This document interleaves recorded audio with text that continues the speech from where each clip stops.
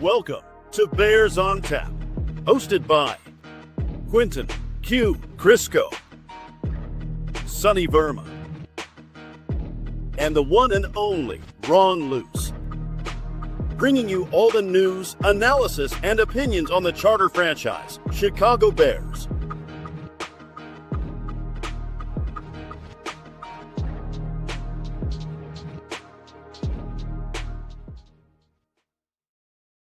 And welcome back to another episode, the first true episode of this new Chicago Bears season of Bears on Tap. My name is Quentin Crisco, and today, a few weeks ago, I teased our audience that we had a surprise coming up for this season. That surprise is a recurring guest we're going to have coming on these preview shows in Brendan Shagrew. So I am joined by Brendan Shagrew. Brendan, how are you doing this evening? Q, I'm doing great. I mean, you can't ask for just a better week. Coming off Labor Day weekend, getting your college football fix, and then realizing it's game day for the Bears. And I didn't realize that you teed me up as a special guest, so I feel honored. And I'm really glad that we stuck with this, because otherwise that would have been really awkward if I just forgot to come on or whatever. Because I know we talked a few months back. So really excited about this, though. I know we followed each other for a long time. We've done a couple shows together. So it's really cool to be able to talk more frequently. And I know we'll be able to talk with Sonny and Ron as the season goes on. But yeah, it's a great week to get started with the Bears. Yeah, absolutely. And it is, truly, and everyone loves Monday Night Football. Everyone loves the lights of prime time and all that. I feel like an old man yelling at a cloud when I'm like, I want football at noon on Sundays. And I'm already itching that I'm going to have to sit through all day Sunday to get to the Bears, but it's going to be exciting. It is. And I got to tell you, I usually am the same way. I love when you can just kind of get right into it and you don't have to have that extra anticipation. But man, my wife's birthday is on Sunday. And I can't tell you how happy I am that I don't have to say, all right, honey, have a nice birthday. I'm going to be locked and loaded for the Bears. And when I told her that the game was actually on Monday, she was so relieved. She likes watching games, but she's not obviously to the level that I'm at where I have to, write and podcast about it. So for me this year only, I am so happy it's a Monday, because that would have been a tough battle that I would have had to battle. That sounds like a major win for you and your household. So I'm okay with it just for that alone. But Brendan, let's talk a little bit about the Minnesota Vikings, because this is who we're facing Monday Night Football in Chicago.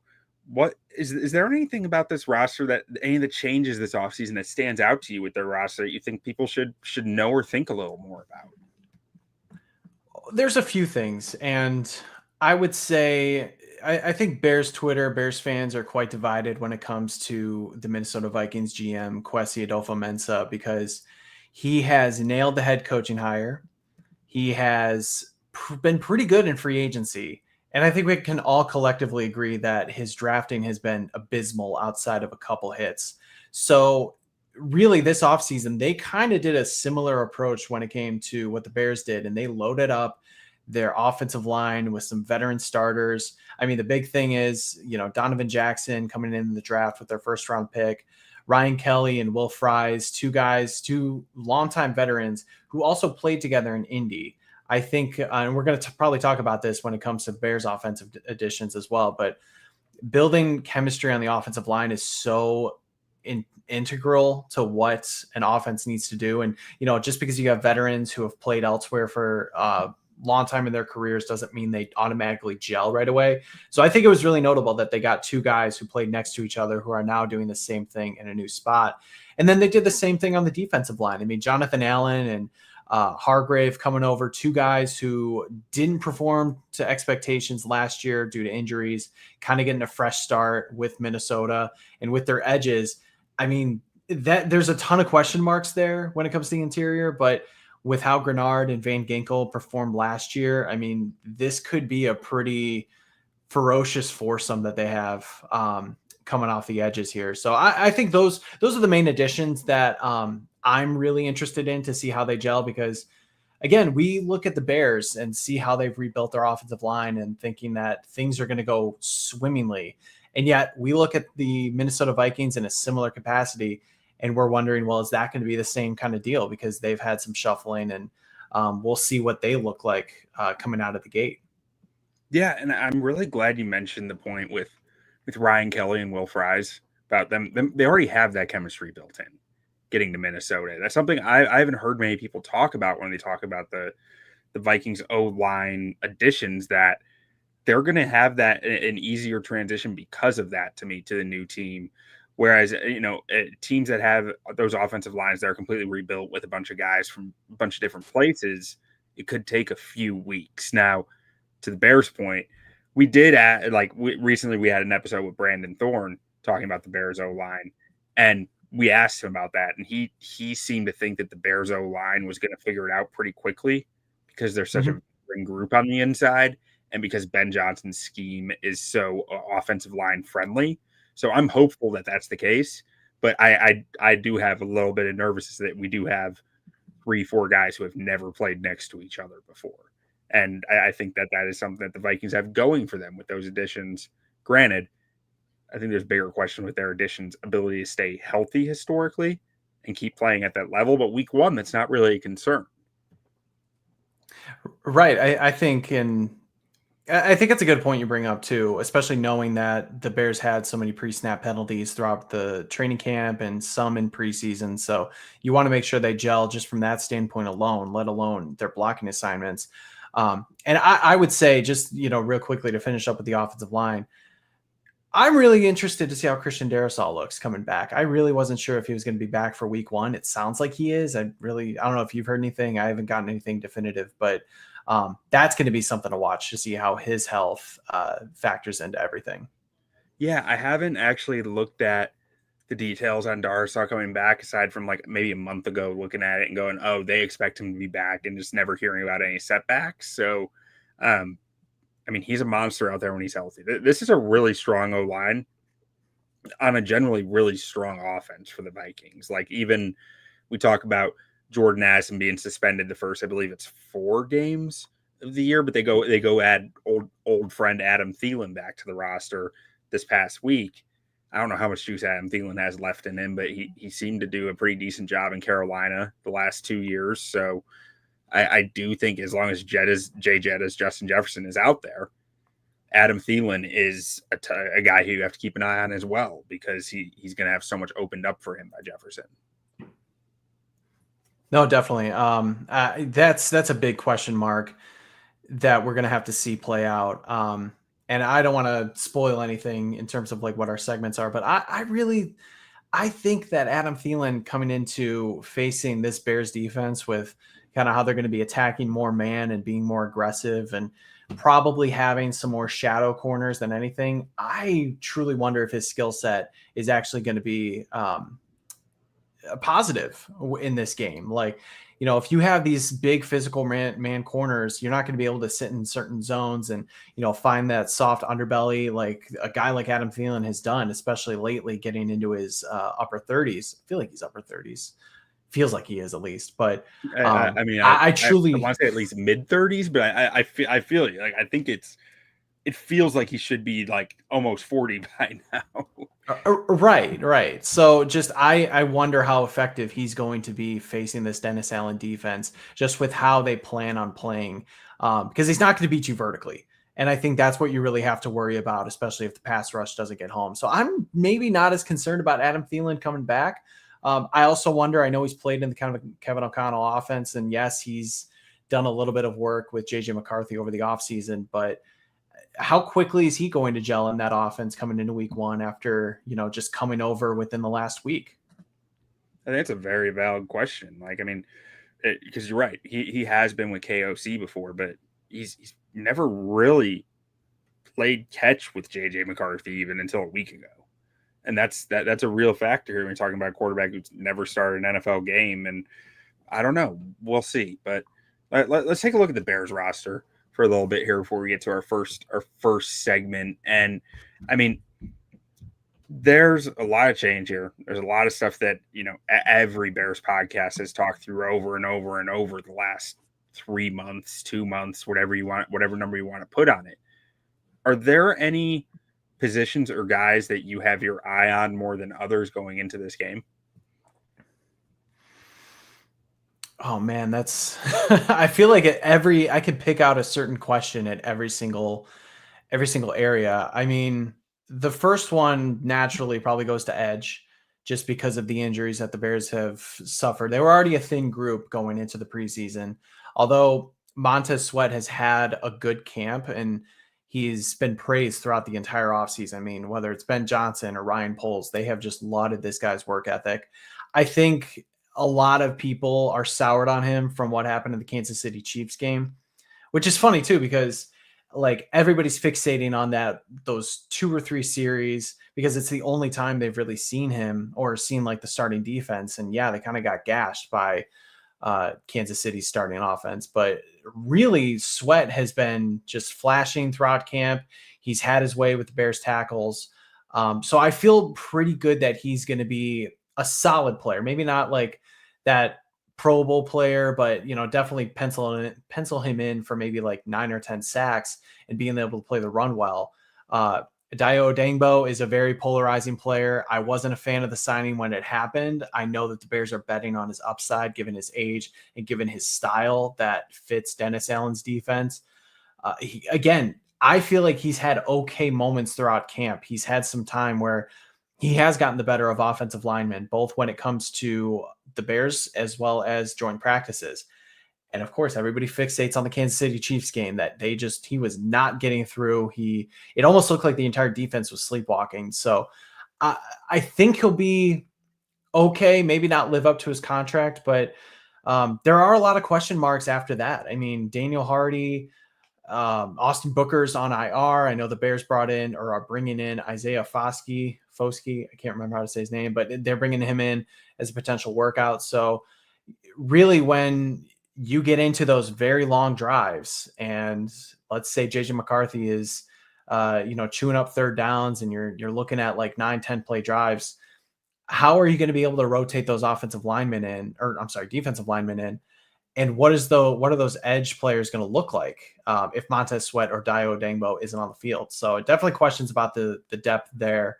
And I mean, I'm curious to what you think about Braxton Jones officially getting the starting nod, something that I think everybody saw coming over the last few weeks. But I think this is a guy who he knows the Vikings well. He knows what they do well. He did play in that first matchup in November. And I think just the more time that goes as he's getting more and more reps, he's going to get healthier. He's going to keep getting his legs under him. But obviously, it's the biggest question mark on the offensive line right now. Yeah, I mean, with Braxton, it's a health thing to me, right? Mm-hmm. How healthy is he? How healthy has he been able to get since that Chiefs game? I wish that he, in hindsight, wasn't forced to kind of force in this competition for his job, because I think he'd have a much better chance of being healthy by now had he not been. But at the same time, it's a double-edged sword, right? Because you need guys to earn their jobs, and especially with a new coaching staff who need to see what they have in players. Like, I do understand that as well.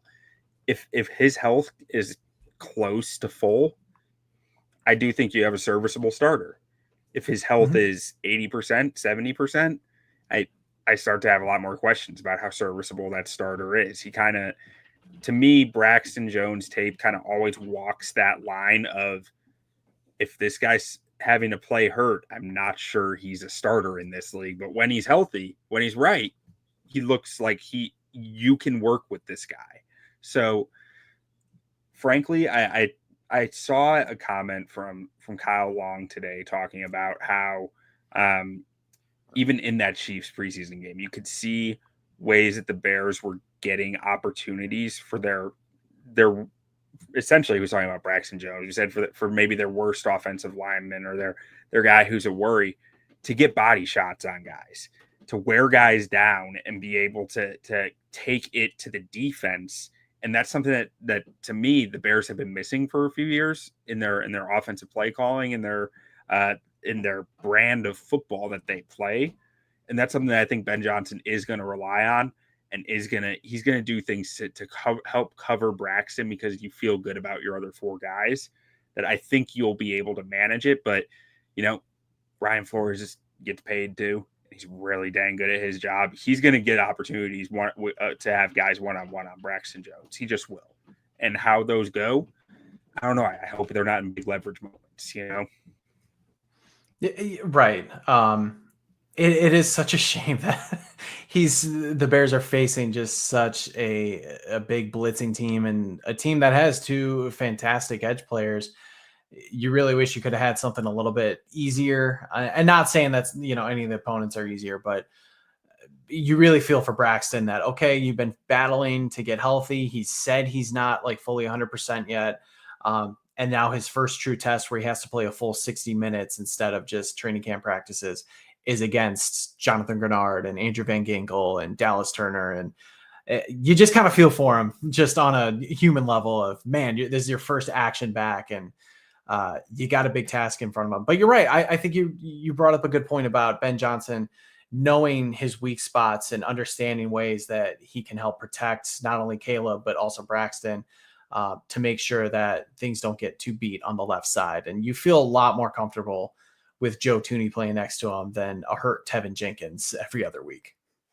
Yeah, I mean, that has to be a big factor here, that you ideally have a lot of reliability at left guard and center here. As we mentioned earlier, who knows what that learning curve is? I'm hopeful that it's pretty small for them to learn each other and their tendencies and the way that they attack things. But it is there, and that is a question for me. Luckily, I don't think the Vikings interior is made up of world beaters. Guys who were once really, really, really good. I'm not sure they're still that same caliber of player, which does, it makes me breathe a little easier with that as well. But with the defensive line, I don't know where the pass rush is coming from. Like, I'm in a really weird spot with the Bears defensive line because they have a bunch of grown ass men who are going to hold the point and going to be able to dictate the direction and the play and what the play is trying to do. Right. Like that's what I see when I look at this group, but I don't know who can get to the quarterback either. So Right. it's like, they're good, but they're not good,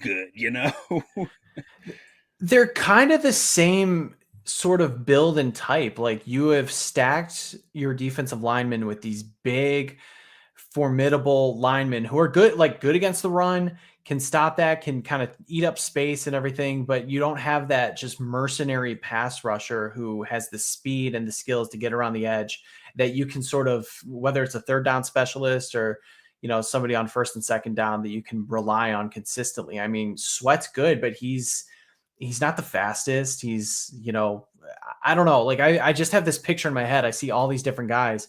They just feel very similar. And Dio and Sweat, I feel like Dio's probably just, a 4-year, 3-year younger version of Sweat, who, maybe didn't develop as much as the Colts as Sweat did with Washington. I'm with you. I think we all had the hope that Austin Booker could be that guy. And I think the Bears had that hope as well, just kind of seeing what he could do. And I go back to a clip that was shared on Hard Knocks when it came to Deion Dawkins, when the Bills came in. He's talking up Booker. He's like, nobody else can do what you do on that field. And I think that is as much of a compliment to Booker as it is a negative to everybody else. So the fact that the Bears don't have that for the first 4 weeks and they're kind of still searching for it, that concerns me too. I don't want to keep agreeing with you, but I feel the same way. Like, I feel confident in their back seven, but if you don't get consistent pressure on the quarterback and you have to kind of generate new ways and get creative there, you're opening yourself up to potentially getting beat elsewhere. Like, if you have to bring nickel blitzes and, bring in like safety blitzes and keeping guys on the edge there. So just again, the thing I keep going back to is everybody feels the same in what they can do.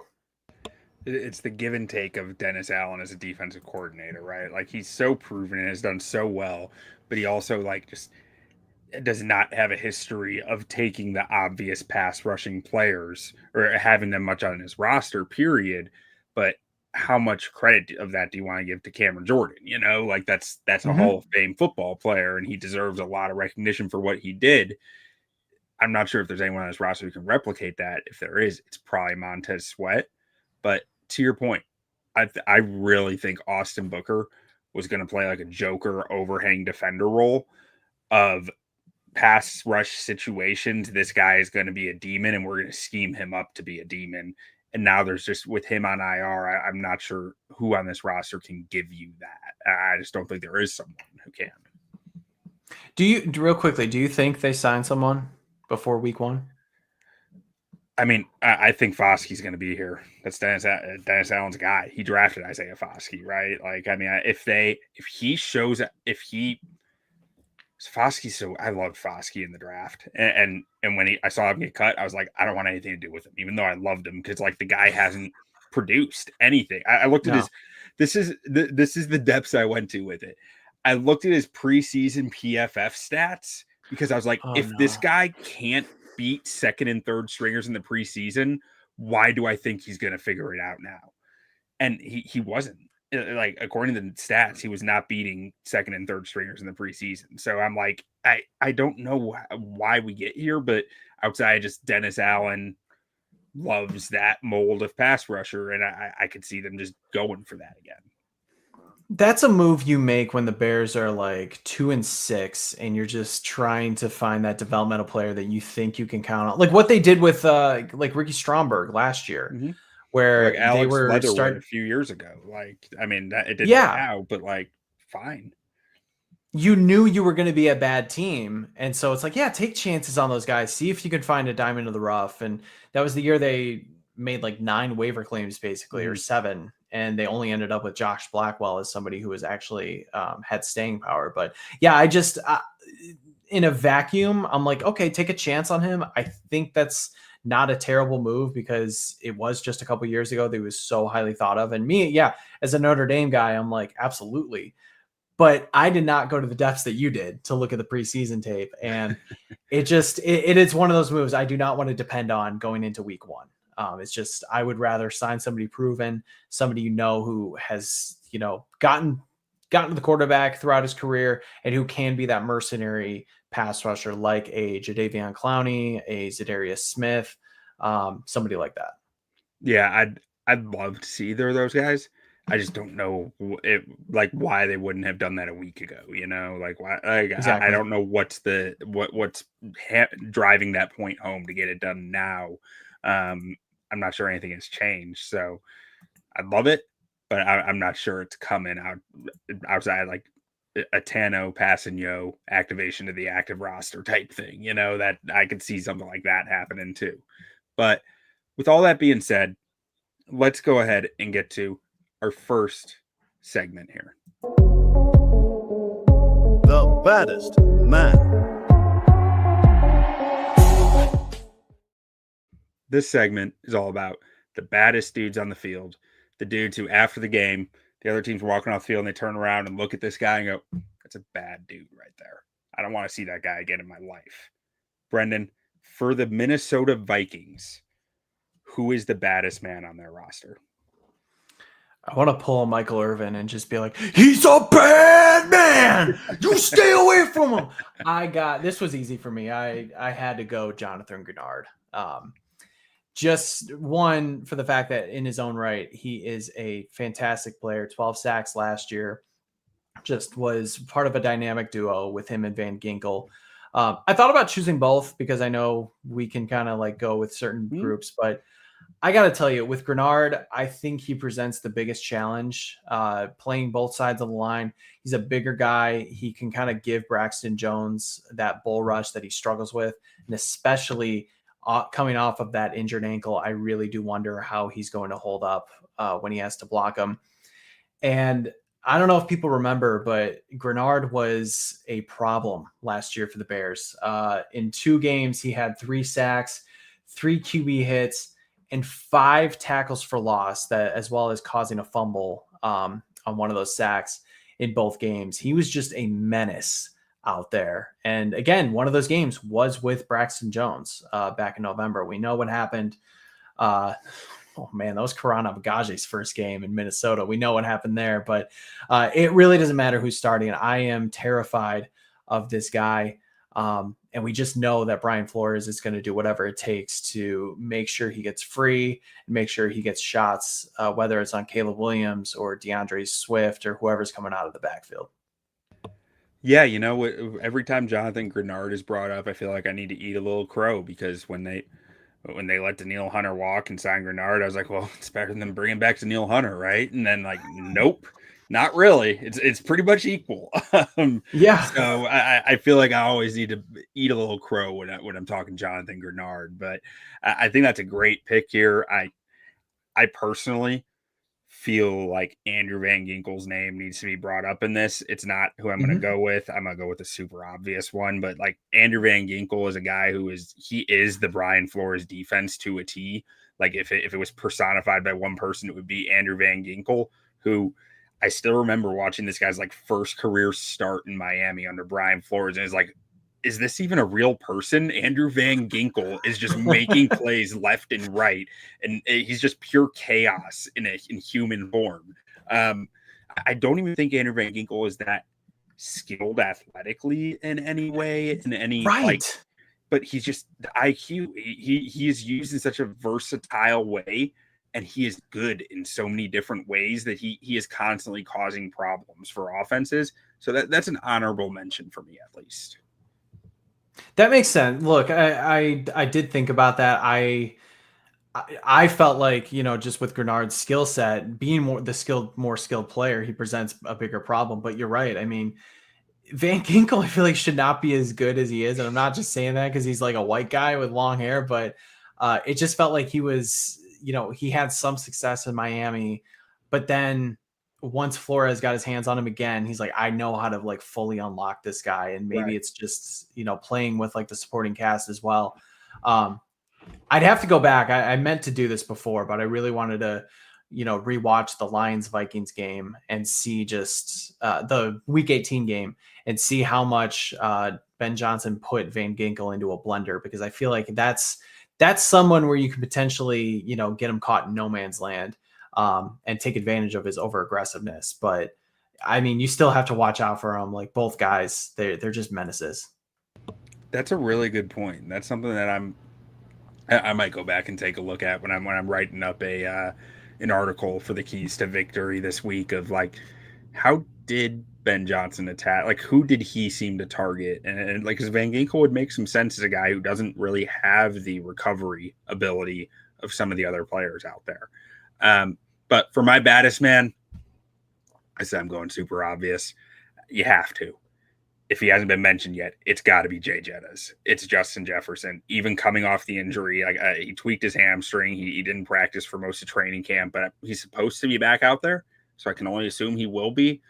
Last year, we did a series where we talked with content creators from the different teams in the division. We're trying to something that's always in my mind of this stuff is Mike McCarthy. Something he did in Green Bay was every week of the first 3 weeks of training camp, each week was dedicated to one divisional opponent, right? So it was like spend a week, his coaches are studying the Bears, a week the Lions, a week the Packers or the Vikings. So I wanted to do that last year on podcast form. So we got a Vikings guest on here, Arif Hassan, to come talk Vikings with us. And the way that he described it was probably the most eloquent way I've ever heard it discussed about Justin Jefferson. Of just the offense revolves around him. And because of the attention, because he's always going to get his. No matter what you do as defense, Justin Jefferson is going to get his.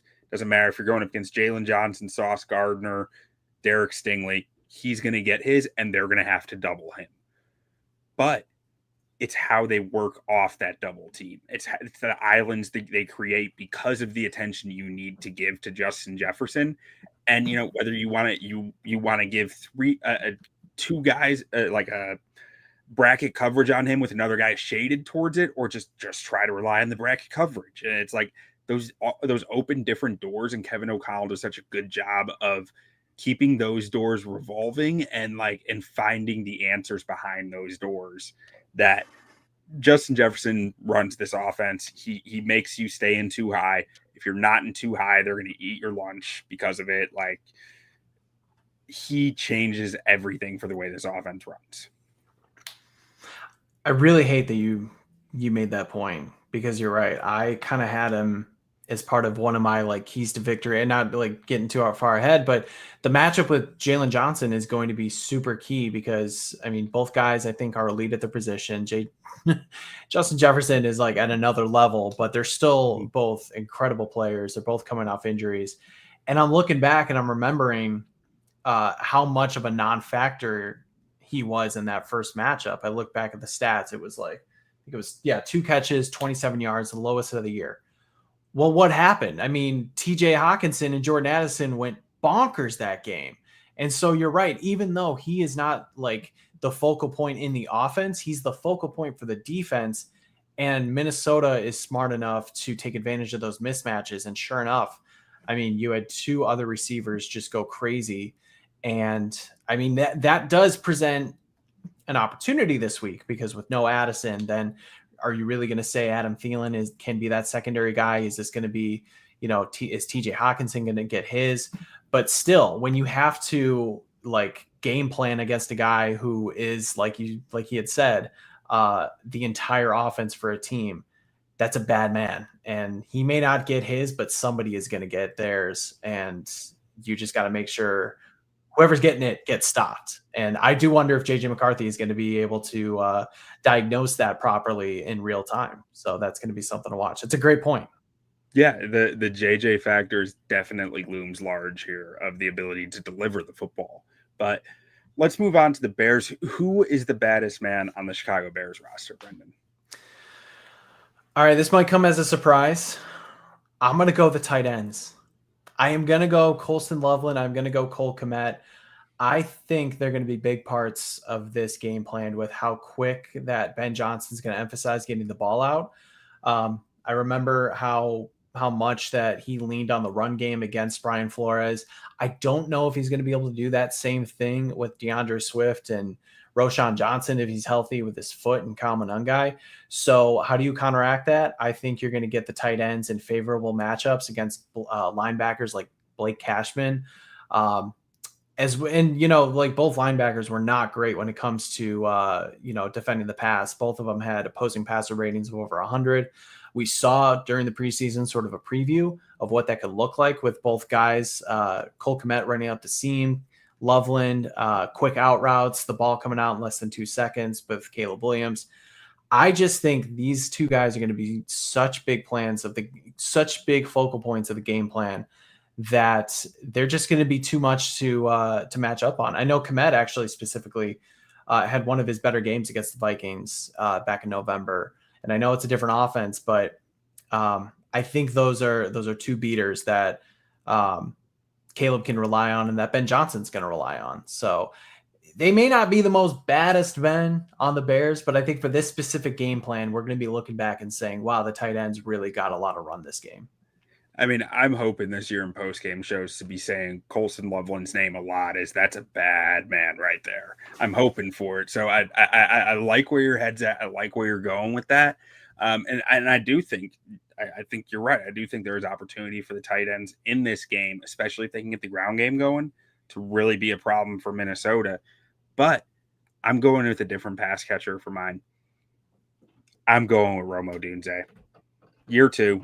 And I've been critical of Rome in the past. I like Rome a lot. I loved him as a prospect, but I do have some concerns there about the football IQ at times and where that's kicking in. I need him to show up big time in this game. You have some cornerbacks you can bully in this game. I need him to be a bully. I need him to show up and dunk on dudes, because that's what he can do it. He can do it against these corners in Minnesota. So I need him to just show up and do it. And that's the nice thing with just what the Bears have at receiver. I mean, DJ Moore is going to command a lot of attention, especially if he's going to be sort of that joker type player on offense. If he's going to be going in motion a ton, lining up in the backfield, potentially catching those quick out routes, going deep, he's going to command a lot of attention. So really Rome should have some favorable matchups. I love the idea of him just sort of like proving it after showing flashes. I mean, he had a fantastic camp. He bounced back in the preseason game after that bad drop down the sideline with 2 incredible catches and big runs after the catch, the 1 touchdown as well. I'm really looking forward to him to take a step. I think he's got it in him. I'm not as critical as you've been. I think he is that well-rounded player who does have a high IQ. But now that he's had sort of that development, he's with a fantastic wide receiver coach and getting the chance to work with Caleb 2 years in a row now. I mean, I really am expecting big things from him, and why not happen in week 1? Yeah, why not? Week 1.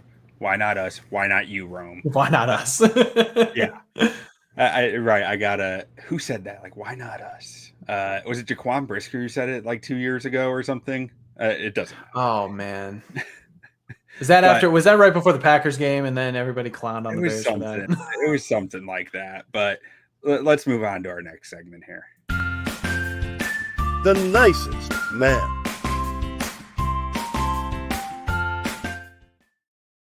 All right, we're working this like a snake draft. This is the opposite of the baddest man. This is the nicest man. This is the guy who's doing favors for the other team, potentially. Brendan, starting with the Bears roster, who is the nicest man you see? And to preface it, you hate to talk bad about players on the team, but like there's a weak point on every roster. There is. Oh man, I wrote a name down. I kind of feel bad because we've already talked about him. Let me just say, I was going to say Braxton Jones just because I think he's good. I just worry about the injury. So let's go with, you know what? For this game specifically, let's go with DeAndre Swift.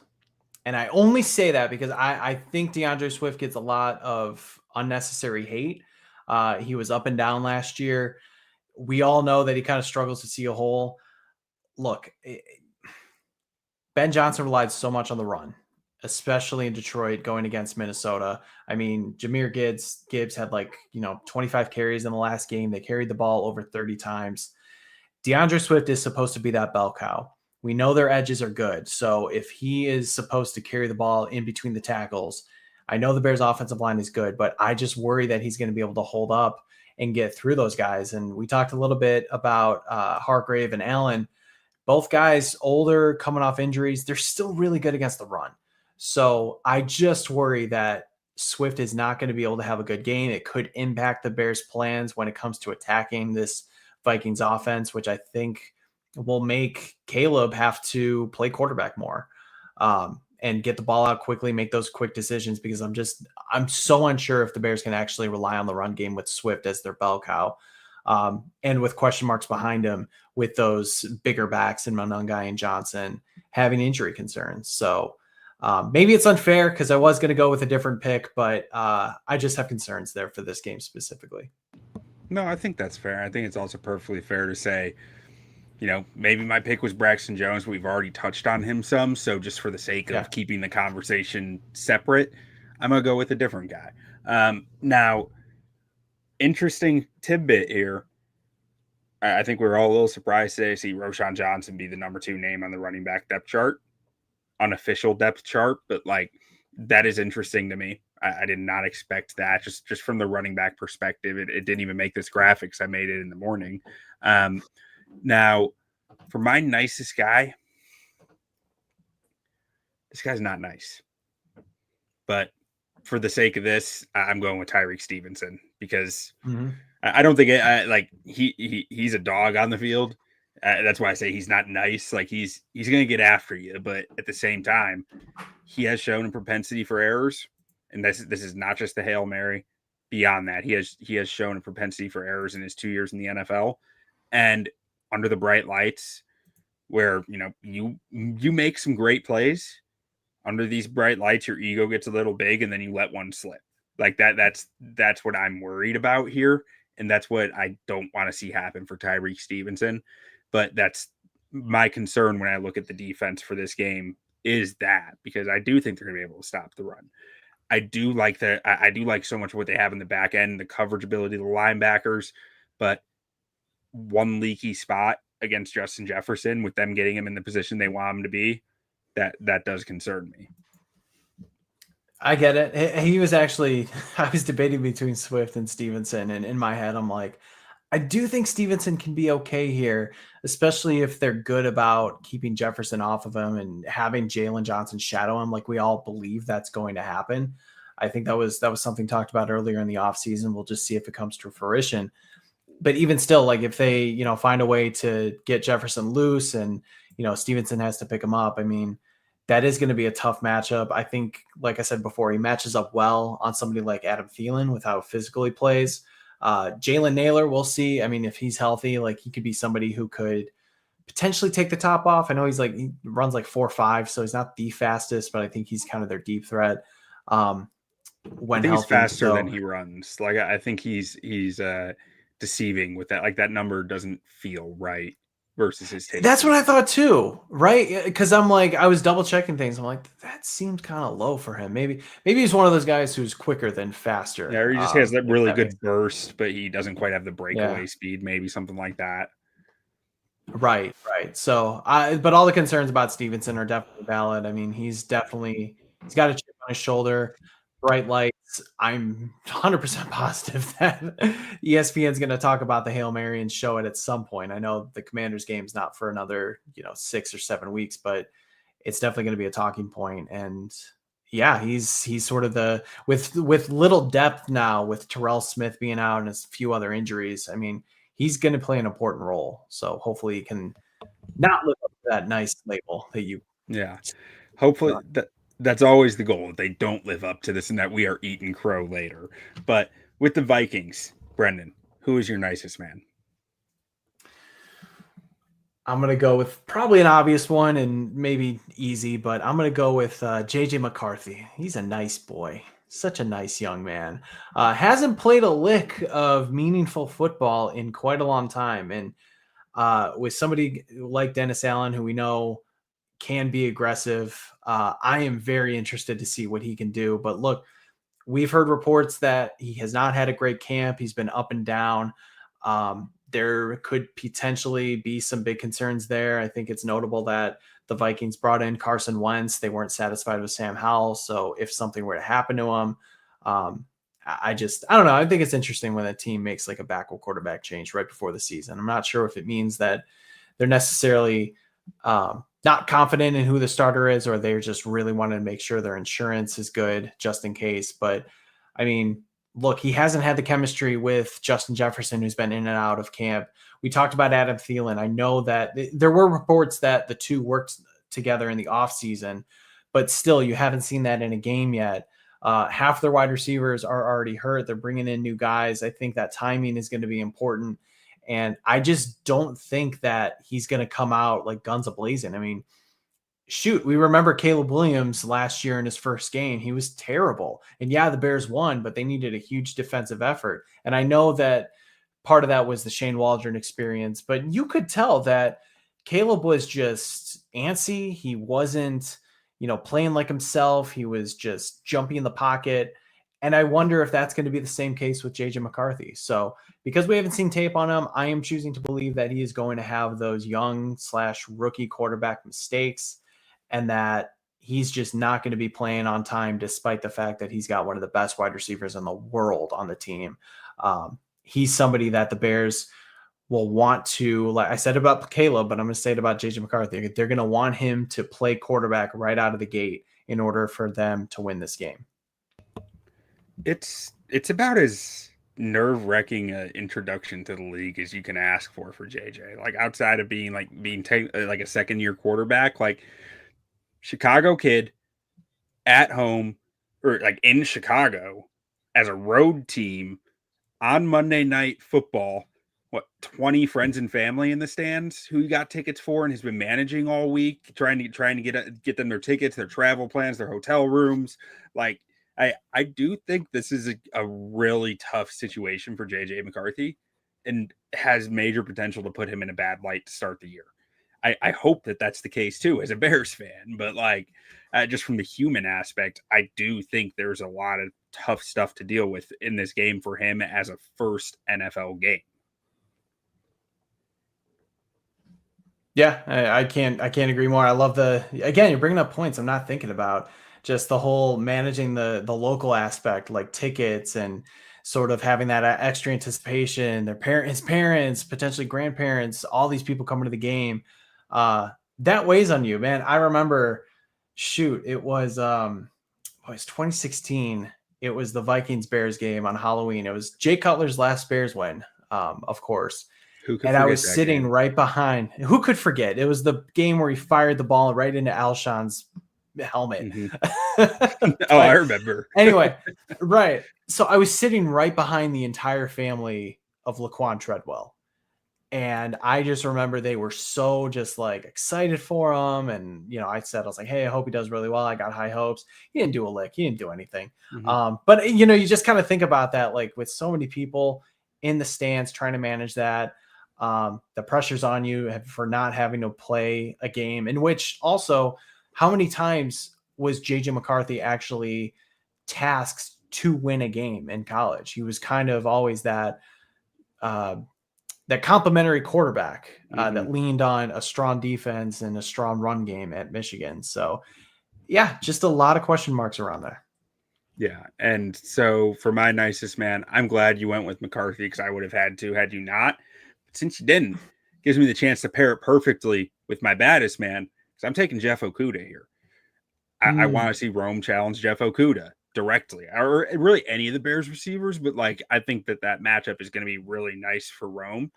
So to me, Jeff Okudah is an easy answer here, a guy who's floated around the league spot to spot. I'm honestly kind of perplexed by what the Vikings have done in their cornerback room because they traded Mekhi Blackman last week, and they really don't have much depth here. So I'm very confused as to why they're doing what they're doing there to just rely on Jeff Okudah to be the guy here now. When you're in 11 personnel, I want to see you get Odunze up on Okudah and challenge downfield. It's a great pick. I had the same issues or same thing. Now, I had a feeling this was like 4 years ago, but I remember thinking back to the end of training camp, the Bears were opening up the season against the Rams. And you see the depth chart come out and you look at the cornerback room and you just look, you're like, that's it. That's really what we're working with here. You have Jalen Johnson, but then you have Kindle Vildor, Artie Burns, and Marquis Christian as your guys. Like, that's what we're doing. You don't want to do anything else. And then sure enough, like the second play from scrimmage, Matthew Stafford fires a deep shot to Van Jefferson to take a quick 7-0 lead. So I kind of had that same feeling when I'm looking at the Vikings secondary. I mean, the safeties, whatever. I mean, we know Harrison Smith is good, but looking at the cornerbacks, I'm just like, that's it. That's really what you want to go with. Byron Murphy's not bad. Isaiah Rodgers had a good season with Philly as a reserve. We'll see how he does as a full-time starter. Yeah, and then Jeff Okudah being your like de facto third cornerback who also will need to start and be in that nickel personnel. Yeah, that's an interesting strategy. So I would love for somebody like Odunze to just eat his lunch day in and day out and just have a game against him because he has not shown anything since coming in back. Was that 2020, 2019? Yeah, number 2 overall. Yeah. Number 3, I think. Yeah. Number 3. Okay. Yeah. I want to say 2019, but yeah. One of those years. We'll have to Google that one later, but on to our final segment here. Keys to victory.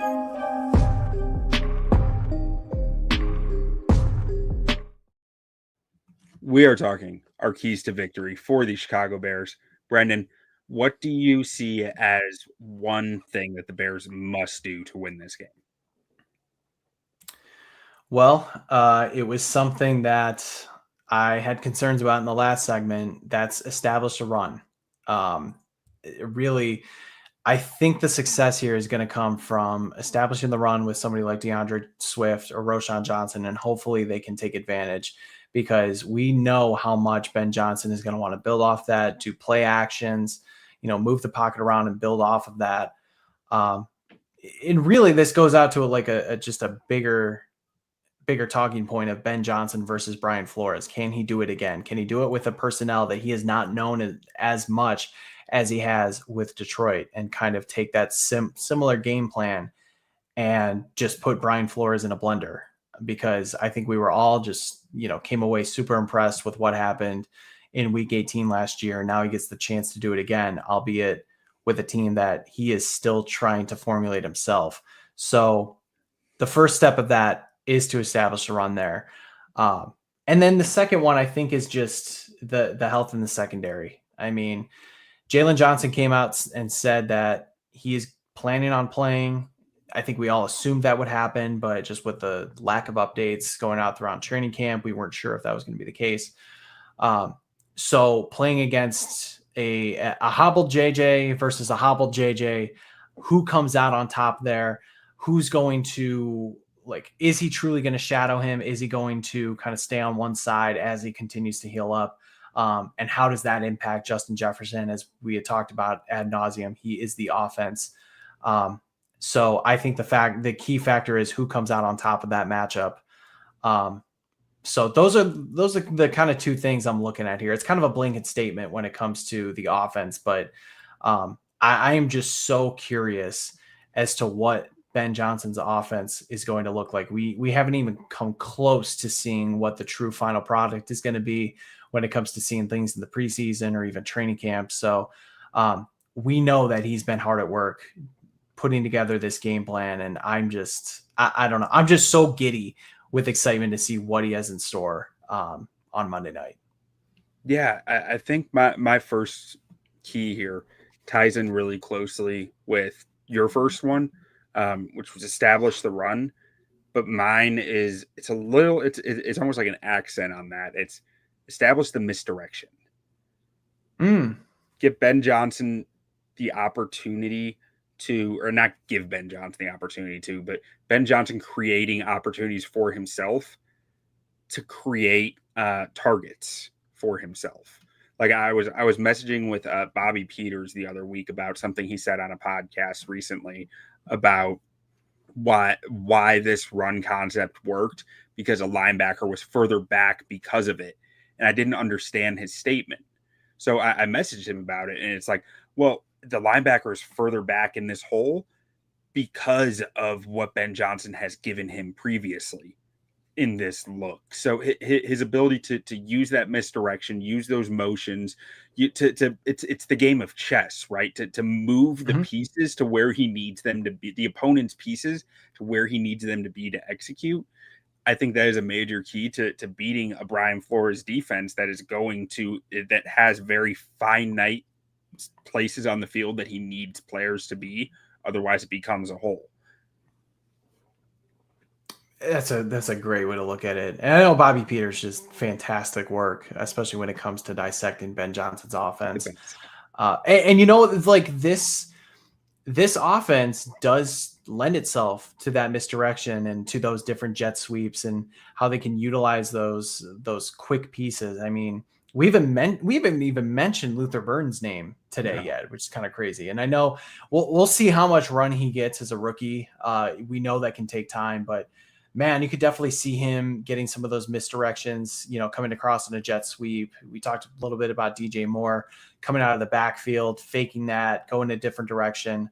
And again, knowing that these two I shouldn't say coordinators anymore because Johnson is obviously a head coach, but these two guys know each other so well that you have to imagine that, okay, Flores thinks he saw this sort of run player, this alignment last time. Well, I'm going to throw a different wrinkle at him thinking, okay, this is what's going to happen. Instead, you have a different misdirection and things open up from there. So great. Fantastic point. Yeah. And my second key to victory is this one's on Dennis Allen. We need some sicko stunts and simulated pressures, because you need to hit JJ. If you're going to win this football game, you need to hit JJ McCarthy at least once or twice early just to get him a little shook. And then that opens up the whole world, in my opinion. It's a very meatball take, but I think it's very true. You got to hit the quarterbacks, especially the young quarterbacks, the ones who aren't as established. They get a little rattled. That's when mistakes start to happen and stuff starts to snowball on them. As we've discussed, I'm not sure the Bears defensive line has the guys to get home without scheme. So I need Dennis Allen's scheme to do the legwork here. And this is where guys like Kyler Gordon, Jaquan Brisker, I mean, TJ Edwards, they're going to be so critical. And you just got to make sure that where you're creating those holes, that there's not the easy answer, that JJ McCarthy can dissect it and, beat the defense with, something like a slow developing screen or something like that. But man, I mean, shoot, we saw how excited both Ben Johnson and Dennis Allen were about Kyler Gordon. I have to imagine he's going to be all over the flipping field, and he's going to come away with maybe not a sack, but a few quarterback hits to lay that pressure on, like you said. Because, until you see it from the front four that you can actually generate pressure, and there's still a huge question mark about it. You're right. You want to find ways to generate that pressure early and often so you rattle a guy's internal clock off the bat, especially somebody who is as inexperienced as McCarthy. And I also wonder, sort of like with how strong the run defense should be with Andrew Billings back and Dexter, and Grady Jarrett was phenomenal last year for the Falcons, how much Aaron Jones has left in the tank for that. If the Vikings can rely on that run. And we know they have Jordan Mason as well, who was, I don't want to say a flash in the pan last year, but we'll see if we can carry over that success over to the Vikings too. So you could be, fantasy communities have kind of hyped him up to a point where it's like, we don't know this yet, but like it makes sense for a fantasy value. Right. And clearly the 49ers were comfortable enough. Like Kyle Shanahan was comfortable moving it on from him. And I mean, I think you should take notice when somebody like Kyle Shanahan wants to move on from an offensive weapon. So if you can stop that run, and I think it's very possible with those guys, then you are going to have to, JJ McCarthy's going to have to win it with his arm. And what better way to, speed up that internal clock and force him into mistakes than getting after him early. Yeah. Now, Brendan, last part of the show, you got a prediction? Boy, I'm not used to making predictions this early. This is crazy. I'm still in preseason mode. Right. I do have the Bears winning this game. I don't have a score yet, but I'm going to guess it's probably going to be something like, I'm going to say the blanket state, like 24-20, a pretty easy. I feel like that's a chalk score that you usually get. But look, I think that this could be a slow start for everyone involved. We usually see that in the NFL across week 1 and 2. I'm not expecting Caleb Williams to light the world on fire, but I think Johnson's going to put him in enough positions to succeed that he's going to take those easy answers and be able to move the ball down the field enough. And I just think, he has the more experience playing quarterback. And I love the marriage between him and Johnson. I think they've been working well together, and I just believe in him more than JJ McCarthy at this point, and believe in the coaching staff more than what the Vikings defensive staff puts together, despite having a good team last year. I'll go 24-20. I mean, I agree with a lot of what you said. I've got the Bears winning this one as well. I'm going to say 20-13. I think both offenses are going to struggle, especially in the red zone. I think there might be some issues for both teams, actually some more field goals. But I do think the Bears offense moves more smoothly than the Vikings offense, just because I trust the operator more. Who scores the first touchdown? Whichever team gets the ball first. You won't even pick a player. I was hoping for a player. Oh, player. Player. Yeah, I was going for a Bears player. I'll go with Swift. Give me Swift. Okay.